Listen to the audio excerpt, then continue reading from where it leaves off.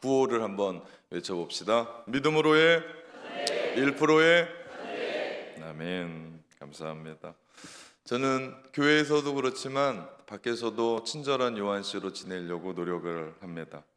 집에서 엘리베이터를 타면 늘 사람들에게 말을 걸어요. 무거운 여행 가방을 갖고 타면 여행 다녀오시나 봅니다. 그러면 그분들은 너무나 기쁘게 네 하면서 묻지도 않은 얘기들을 막 합니다. 엘리베이터가 좀 천천히 가야 복음도 전할 텐데 금방 내려오는 바람에 별말 얘기를 못 합니다. 한 번은 엘리베이터를 타고 내려오는데 다른 층에 문이 열리면서 한 젊은 가정이 타는 거예요. 처음 보는 분들이에요. 아무래도 친척집이나 누구네 집을 방문한 것 같습니다. 근데 제가 보니까 그 아들과 그 아빠가 너무 똑같이 생긴 거예요. 이건 뭐 얘기 안 해도 아들과 아빠라는 것이 보여질 만큼. 그래서 제가 그 아이에게 얘야 너는 어떻게 이렇게 아빠를 꼭 닮았니? 그렇게 물으니까 이 젊은 부부가 너무 좋아하는 거예요. 너무 행복해하는 거예요. 그러면서 그 짧은 시간이지만 웃으면서 엘리베이터를 타고 내려왔습니다. 누구를 닮았다는 것이 그렇게 행복한 거예요. 그리스도인들은 예수님을 닮은 사람들입니다. 우리는 하나님을 닮아 갑니다. 예수님을 알아갈 때 주님을 닮게 되는데 주님을 알아가는 방법이 두 가지가 있습니다. 한 가지는 예수님에 대해 기록된 말씀을 듣고 그 말씀대로 실천해 나갈 때 우리는 주님을 닮아 갑니다. 또 하나의 방법은 나를 구원하신 그 주님과 인격적으로 교제하면서 계속해서 대화하는 거예요. 이것을 우리는 기도라고 얘기합니다. 다시 말하면 말씀과 기도로 우리는 주님을 알아가고 주님을 닮아가요. 그렇기 때문에 말씀 따로 기도 따로는 없습니다. 말씀과 기도가 함께 갑니다. 말씀만 있어서도 안 되고 기도만 있어서도 안 됩니다. 함께 해가야 돼요. 그렇다면 기도를 어떻게 할 건가? 답은 정해진 게 없습니다. 중요한 건 내가 기도하는 거예요. 기도해야겠다라고 하는 마음을 가지고 사는 사람들이 많아요. 그런데 기도의 자리는 정작 나오지 못합니다. 내가 기도해야겠다라는 마음을 갖는 것 물론 이것도 중요하죠. 그러나 더 중요한 것은 내가 기도의 자리로 나아오는 거죠. 성경을 읽는 방법에 대해서도 요즘 여러 가지 방법들이 있고 툴들이 있는데 중요한 것은 어떤 걸 선택하느냐 보다도 더 중요한 건 내가 성경을 읽는 거고 읽고 끝나는 것이 아니라 그 말씀을 읽었으면 그 읽었던 말씀을 내 삶 속에서 살아내는 것, 이게 얼마나 중요한지 모릅니다. 기도를 생각해 보면 주님과의 교제 방식이 각자 달라요. 하나님은 우주를 만드신 분이에요. 끝이 없는 우주. 지금도 다 발견하지 못하는 행성들이 있고 별들이 있거든요. 지금도 세상과 역사의 주관자이신 분은 하나님이십니다. 그렇기에 우리가 어떤 한 가지 방법을 고집하면서 기도를 제한할 필요는 없어요. 방법은 너무나 많습니다. 기도의 방법은 실로 다양합니다. 다채로워요. 그래서 우리는 미라클 50일 작정 기도회 하면서 우리 특별히 새벽 예배 때 기도의 ABC, 우리 기도의 기본에 대한 이야기들을 함께 하면서 우리가 기도를 배워가려고 합니다. 우리 낙원교회는 기도하는 교회예요. 물론 이렇게 말하면 기도하지 않는 교회가 있냐 반문할 수도 있는데 우리 낙원교회의 기도는 특별합니다. 오늘부터 시작하는 미라클 50일 작정 기도회가 바로 그런 기도회고요. 올해로 벌써 27차를 엽니다. 이 기도회를 통해서 온 교회가 기도하는 교회가 되었고 또한 온 세대가 기도합니다. 지금 현재 한국 교회는 위기라고 얘기를 해요. 고난이라고 얘기하고 힘들다고 이야기하고 전도가 안 된다고 이야기합니다. 이러할 때 우리가 한국 교회의 바른 영성을 제시하고 기도의 정석을 이야기하며 더 나아가 기도로 부흥하는 교회가 되어야 함을 제가 작년에 이 기도 이야기하면서 비전을 선포했었습니다. 지금이 기회예요. 어려울 때 위기라고 이야기할 때 기도하면서 이것을 기회로 만들고 그것을 기회로 만들 때 결국 하나님은 우리의 미래를 기도로 말미암아 기대하게 하실 줄 믿습니다. 이건 교회만이 아니에요. 우리의 삶도 역시 마찬가지. 삶의 위기가 있잖아요. 어려움이 있고 고난이 있습니다. 그때 그리스도인들이라면 무릎을 꿇죠. 만약에 우리의 삶에 위기가 있는데도 무릎을 꿇지 않는다? 죄송합니다. 그는 그리스도인은 아닙니다. 그냥 교회만 나오시는 분이죠. 믿음의 크리스천은 우리의 삶에 위기가 있을 때 하나님이 나를 부르시는 사인인 줄 믿고 기도의 자리에 나와서 무릎을 꿇습니다. 결국 그 인생의 위기가 그 기도로 말미암아 기회로 돌파가 되고 결국 우리는 미래를 기도를 통해서 기대할 수 있는 줄 믿습니다. 어느 날 제자들이 예수님께 와서는 예수님, 기도를 가르쳐 주십시오 라고 얘기하는 거예요. 그래서 예수님은 제자들에게 기도를 가르쳐 주십니다. 그 내용이 마태복음 6장의 말씀이에요. 예수님은 제자들에게 기도를 실제적으로 가르쳐 주시기 전에 먼저 기도의 원리에 대해서 말씀하세요. 그러면서 제일 먼저 이야기하시는 것이 너희 이방인과 같이 기도하지 말라라고 말씀하세요. 그러면서 오늘 본문 7절에 보니까 또 기도할 때에 이방인과 같이 중언부언하지 말라라고 말씀을 하십니다. 아니, 기도를 가르쳐 달라고 하는 제자들에게 이건 기도가 아니다라고 얘기하는 것을 먼저 제시해요. 그렇다면 도대체 이방인과 같이 기도한다는 것이 무엇이길래 예수님이 기도에 대한 이야기를 하시기 전에 이 얘기를 먼저 꺼내셨을까? 이방인처럼 기도하지 말라라고 하는 이 말은 한마디로 말하면 자기를 위한 기도하지 말라는 거예요. 자기를 위한 기도, 이방인의 기도는 대상이 중요하지 않아요. 뭐 대상이 누구든지 상관없어요. 나한테 건강만 준다면, 나한테 돈을 벌어다 준다면, 나만 잘 된다면, 내 배가 배부르다면 구하는 대상이 굳이 하나님이 아니어도 괜찮다라는 생각의 이야기입니다. 즉 다시 말하면 그 대상이 나를 위한 도구고 나를 위한 수단일 뿐인 기도예요. 엄밀히 말하면 그들은 그 대상의 뜻과 생각은 별 관심이 없어요. 오직 나에게만. 다시 말하면 나 중심적인 이기적인 기도입니다. 하나님이 무엇을 원하시는지 하나님의 뜻인지 생각이 없어요. 그냥 기도합니다. 이건 기도라기보다는 비는 거죠. 그냥 빌어요. 주님은 이런 기도하지 말래요. 이런 기도는 기도도 아니고 기도가 아니니 응답받을 수 없다라고 말씀하세요. 그리스도인의 기도는 다릅니다. 대상이 분명해요. 우리의 기도의 출발은 하나님입니다. 우리의 기도의 대상은 하나님, 그분이세요. 비록 내가 말하고 간구하지만 그것은 하나님께로부터 오는 거예요. 내가 탄식하지만 그것은 내 안에 있는 탄식이 아니라 내 안에 계신 성령께서 우리로 하여금 탄식하게 하세요.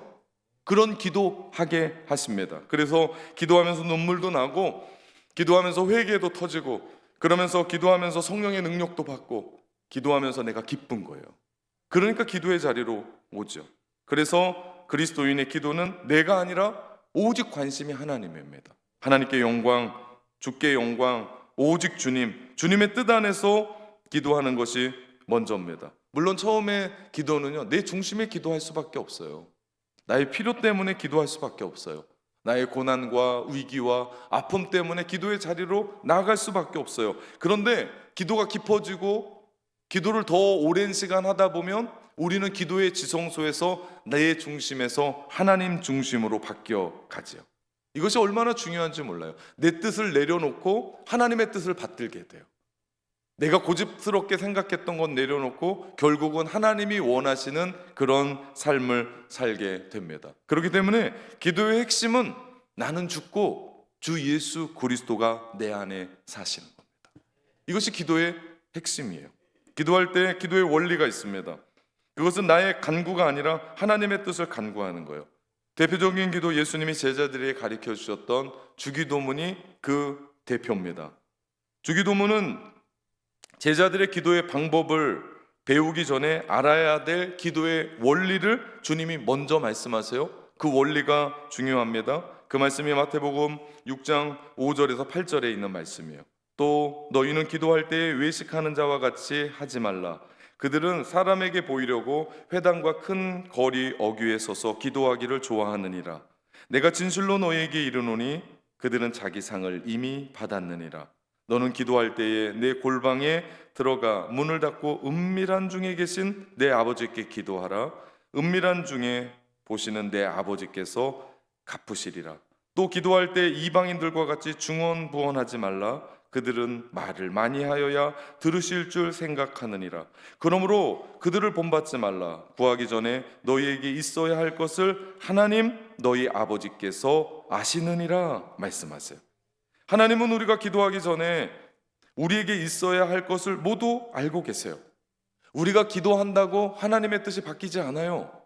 기도하면서 우리의 뜻이 바뀌는 것이. 우리가 기도한다고 하나님이 움직이지 않으세요. 우리가 기도한다고 하나님이 행동하는 것이 아닙니다.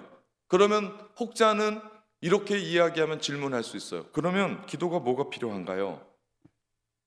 정말 중요한 질문입니다. 이런데도 기도해야 되나요?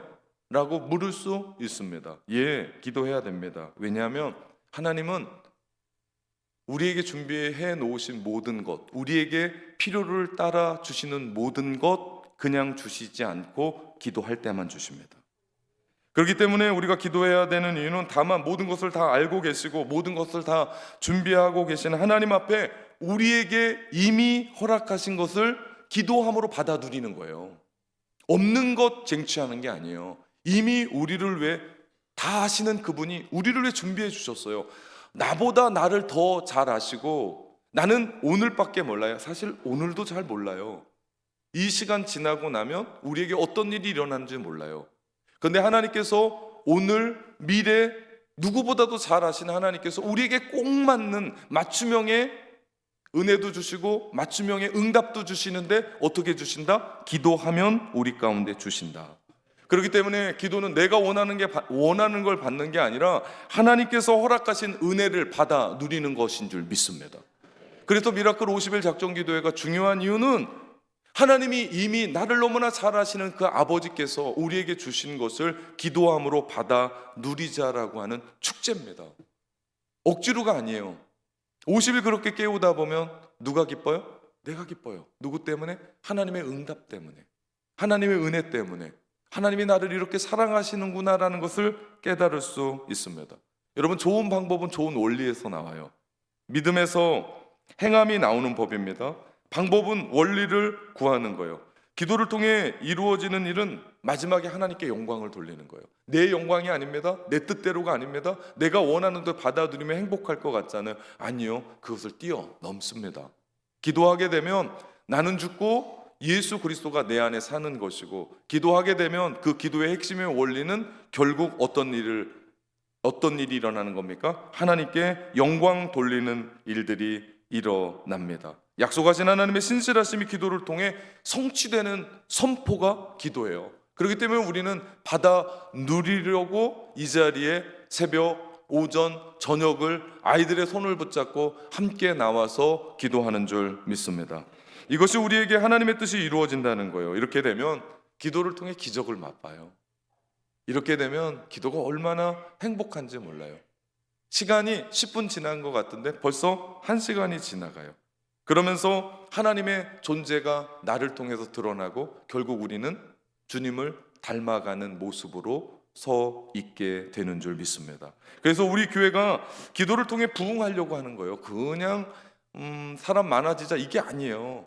기도를 통해서 한국교회의 기도의 정석을 보여주고, 기도를 통해서 이 땅에 영성의 진수를 보여주고, 그리고 우리 교회가 기도함으로 말미암아 부흥하는 교회가 될 때 많은 사람들이, 교회들이 주목할 거 아니에요? 그 비전을 이 땅 가운데 제시하자. 그것이 바로 하나님께 영광을 돌리는 거고, 결국 미라클 50일 작정 기도회가 결국 그 일들을 통해서 우리 하나님 영광 받으실 줄 믿습니다. 오늘 본문은 예수님이 가르쳐 주신 기도의 첫 번째예요. 주기도문은 기도 중의 기도입니다. 최고의 기도예요. 예수님이 가르쳐 주셨던. 그래서 우리가 계속해서 주일마다 사도행전 강해를 하고 있었어요. 그런데 미라클 50일 작정 기도에 우리 7주거든요. 그 7주 동안 사도행전 말씀을 잠시 내려놓고 우리가 주기도문에 예수님이 우리에게 가르쳐 주셨던 기도를 한마디 한마디 배워가면서 우리가 계속해서 기도하려고 합니다.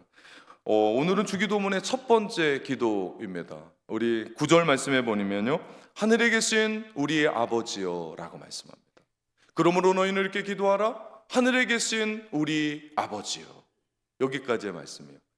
하늘에 계신 우리 아버지여 라고 하는 이 말씀에는요, 기도의 대상이 누군지를 분명하게 이야기해요. 기도의 대상인 하나님이 누구신지를 이야기합니다. 다시 말하면 기도에서 가장 중요한 것은 기도의 대상이에요. 뜬금없이 구하면 안 돼요. 그냥 부르짖으면 안 돼요. 우리가 부르짖는 분은 누구다? 하나님. 여러분, 이거 잃어버리면 우리는 기도하는 것 헛방입니다. 아무것도 아니에요. 오래전에 미국의 대표적인 신앙 잡지인 가이드 포스트지에서 이런 기사가 실린 적이 있어요. 길거리를 지나가는 무작위의 1000명의 사람들을 붙잡고 당신은 요즘 누군가에게 기도한 적이 있습니까? 물었더니 95%의 사람이 기도한다고 대답을 했습니다. 이 수치는 인간이 누구에게 기도하게끔 지어진 존재라는 것을 증명해 주는 거예요. 95%, 어마어마한 숫자 아니에요? 근데 더 놀라운 건 95%의 사람들 중에 10%만 대상이 분명했어요. 하나님이라는 존재에게 정확하게 기도한다라고 하는 사람들이 10%가 되지 않았다는 거예요. 가장 많은 기도의 대상이 바로 보이지 않는 막연한 어떤 초월자에게 살려주십시오, 도와주십시오, 이번만 넘기게 해주십시오 라고 기도했던 거예요. 어떤 사람은 자기 양심에게, 어떤 사람은 어떤 우상에게 기도하고 어떤 운명에게 기도를 맡기더라고요. 여러분은 요즘 누구에게 기도합니까? 이 질문은요, 여러분에게 하나님은 어떤 분이십니까? 라는 질문과 동일해요. 우리가 하나님을 알 때만 기도할 수 있어요. 오늘 본문 하늘에 계신 우리 아버지요 라고 하는 이 말씀은 하나님이 누구이신지를 보여줍니다. 하늘에 계신 우리 아버지요, 이 말씀에서는요, 하나님이 누구신지를 세 가지로 보여주세요. 하늘에 계신 하나님, 아버지 하나님, 우리 하나님. 그렇기 때문에 우리가 하늘에 계신 하나님이요 라고 부를 때, 아니면 하나님 하고 부를 때, 우리 그 부름에는 이 세 하나님, 우리가 알고 있는 하늘에 계신 하나님, 아버지 하나님, 우리 하나님을 부르고 있다라는 인식을 가지고 기도의 자리로 들어가는 게 중요합니다. 첫 번째, 하늘에 계신 하나님. 하나님이 하늘에 계신다라는 이 의미는요, 한 가지예요. 하나님과 우리가 다르다는 거예요. 사람들은 자기가 하나님을 다 안다고 이야기합니다. 우리는 하나님을 다 몰라요. 앞에서 설교하는 목사는 하나님을 다 알아서 여러분에게 설교하느냐? 아니에요. 그렇지 않습니다. 설교 준비하면서 하나님을 알아가고, 오늘도 또 하나님을 알아가고, 내일도 또 하나님을 알아갈 겁니다. 근데 많은 사람들이 하나님을 성냥갑 같은 그런 깍 속에 하나님을 집어넣고 이것이 내 하나님이라고 흔들고 있는 것을 봅니다. 그렇지 않습니다. 우리 하나님은요, 우주 안에 가득 찬 존재, 우리가 죽을 때까지 알 수 없는 존재. 그렇기 때문에 우리는 인정해야 돼요. 하늘의 하나님, 무슨 얘기입니까? 나와는 달라요. 만약 하나님이 내 생각과 내 사고방식과 내 뜻과 똑같다? 그러면 더 이상 그분은 하나님이 아니실 겁니다. 어떻게 하나님이 나랑 똑같냐고요? 그분을 섬길 수 있겠냐고요? 이소부화에 이런 얘기가 있어요. 개구리와 황소우화인데요, 평생 우물 안에만 살고 있었던 아들 개구리가 우연히 밖에 나갔다가 떡대 많은 누런 황소를 본 거예요. 이건 정말 상상할 수도 없을 정도로 눈이 이만해진 거야. 집에 들어와서 엄마한테, 엄마도 황소를 못 본 것 같아요, 제 생각에. 엄마, 밖에 나갔는데 뿔 달리고 이 누런 게 하나 있는데 우리보다 더 커, 엄청나게 커. 그랬더니 엄마가 배에 힘을 주며 이거보다 더 크냐? 그랬더니 엄마, 비교도 안 돼요. 엄마가 다시 한번 배에 더 큰 힘을 주고 이거보다 더 크냐? 그랬더니 엄마, 말도 안 돼요. 그보다 더 커요. 엄마가 이번에는 오기가 생겼는지 물 한 컵을 잔뜩 먹고 이거보다 더 크냐? 그러다 뻥 터져 죽었어요. 우아해요. 여러분, 우리는 하나님을 모릅니다. 하나님을 다 알 수 없어요. 그러니까 우리가 기도하는 거예요. 겸손하게. 여러분, 기도는요, 겸손한 사람이에요. 하나님 더 알고 싶습니다. 하나님의 생각과 우리의 생각은 전혀 달라요. 그러니 기도 속에 들어가면 우주를 지으신 그 하나님의 말씀이 우리 가운데 들어오셔서 우리를 이끌어 가시는데 신비하죠. 얼마나 기쁜지 몰라요. 그래서 이사야 55장 8절에서 9절 말씀에 현대인의 성경으로 제가 읽겠습니다. 여호와께서 말씀하신다. 내 생각은 너희 생각과 다르며 내 길은 너희 길과 달라서 하늘이 땅보다 높은 것 같이 내 길은 너희의 길보다 높고 내 생각은 너희 생각보다 높다. 여러분, 하나님의 생각과 우리 생각은 달라요. 그렇기 때문에 그 다름의 생각을 듣기 위해 우리는 무릎을 꿇습니다. 하늘에 계신 하나님, 이 의미는요, 하늘에 계시다는 그 의미는 어디나 계시다는 뜻이에요. 우리 히브리 사고로는요, 하늘은 땅을 덮는 존재라고 인식했습니다. 그러고 보면 하늘이 없는 곳은 없어요. 왜? 모든 땅을 덮고 있기 때문에. 즉 우리의 삶이 그분의 손아귀에 있어요. 우리의 모든 삶이 그분 안에 있습니다. 그러니 우리가 뭐 두려워할 필요도, 걱정할 필요도, 애골복골할 필요도, 안달복달할 필요도 없다. 왜냐하면 하나님의 뜻대로 기도하면 하나님이 그 모든 일들 이루어 가시는데 두려움 없습니다. 걱정 없습니다. 하나님께 맡겨 드립니다. 그럴 때 우리의 눈물을 닦으시고 우리의 마음을 만져주시고 갚아주시고 회복시켜주시고 해결하시고 처리하시는 줄 믿습니다. 그분이 하늘에 계신 하나님이세요. 두 번째, 하나님은 누구신가? 아버지 하나님이세요. 이것은 상당히 충격적인 말씀이에요. 왜냐하면 예수님이 이전의 문서들을 보면 하나님을 아버지라고 부른 곳은 아무 데도 없어요. 또한 예수님이 제자들에게 가르쳐 주셨던 그 말씀에 아버지라고 했을 때 아람어는요, 아바예요. 우리 뜻으로는요, 아이들이 아빠를 최고로 생각해서 절친하게 부르는 아빠. 예수님이 제자들에게 말씀해 주시며 이제부터는 그 하나님을 아빠라고 부르렴 말씀하십니다. 이스라엘 백성들은 하나님을 입에 오르지를 못했어요. 그 단어를 부를 수가 없었어요. 그래서 하나님을 부르는 또 다른 단어가 있는데 그것이 주님이라고 하는 아도나이라는 단어였어요. 왜? 하나님을 부르면 신성 모독이라고 생각했고 나는 그럴 수 없다라고 생각했기 때문에 그들을 그렇게 하나님을 불렀습니다. 근데 예수님이 제자들에게 그분은 너의 아빠셔. 어려울 때 너와 함께 하시는 분이고 너를 도와주시는 분이셔. 하나님은 우리에게 그분과 너는 종과 주인이라고 얘기하지 않고 군주와 신하라고 이야기하지 않고 그분은 너의 아빠셔. 아빠라는 존재는요, 그렇게 말은 많이 없는데도 그 자식을 가슴에 품고 우는 분이 아빠입니다. 어떻게 하든지 도와주고 싶고 어떻게 하든지 밀어주고 싶고 어떻게 하든지 내 자녀가 잘 살았으면 좋겠다라고. 이게 육신의 아빠 아닙니까? 육신의 아빠 능력이 다 하지 못하지만 그럼에도 불구하고 모든 것 다 해주고자 하는 건데 우리 하늘 아버지는 전지전능하신데 우리 구원하시려고 하나뿐이 없는 외아들 예수 그리스도 우리 가운데 보내주신 분인데 우리가 기도할 때 뭘 더 안 해주시겠? 우리의 눈물을 아시는 그분이 우리에게 뭘 더 감추시겠냐? 우리 하나님이 우리에게 아버지 되시고 아빠 되신다는 것이 얼마나 큰 은혜인지 모릅니다.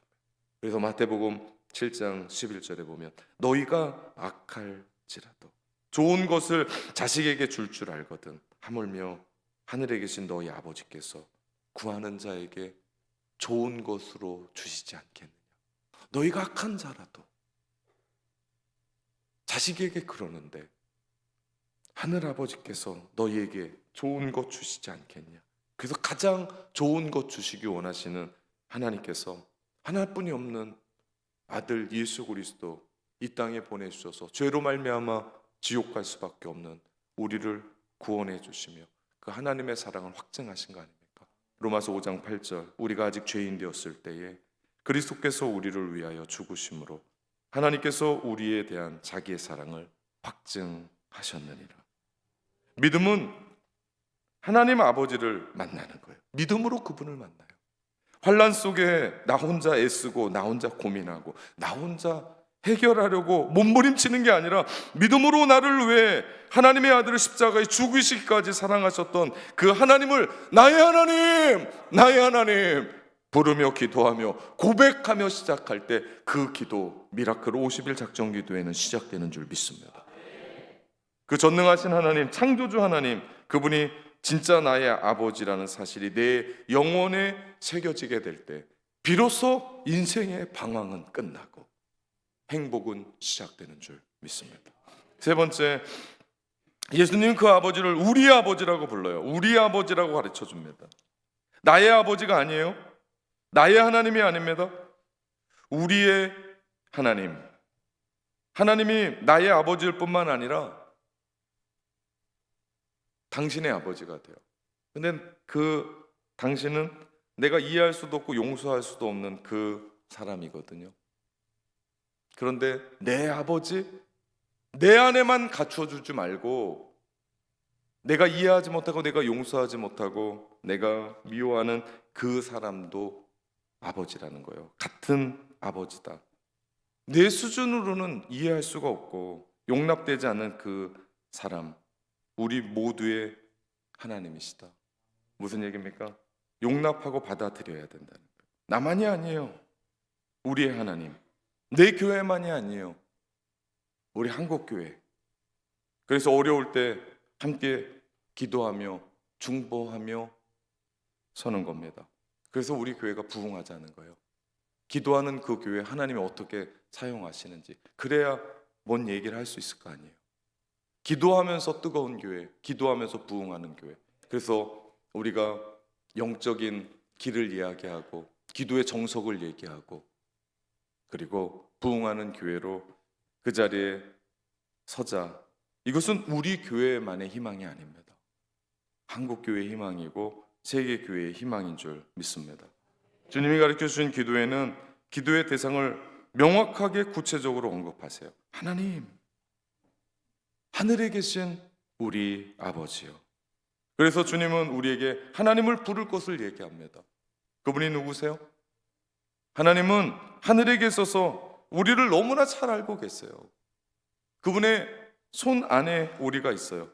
그렇지만 그분은 너무나 멀거나 추상적이거나 초월적인 하나님이 아니라 바로 나와 함께 계시는 아버지 하나님이 되세요.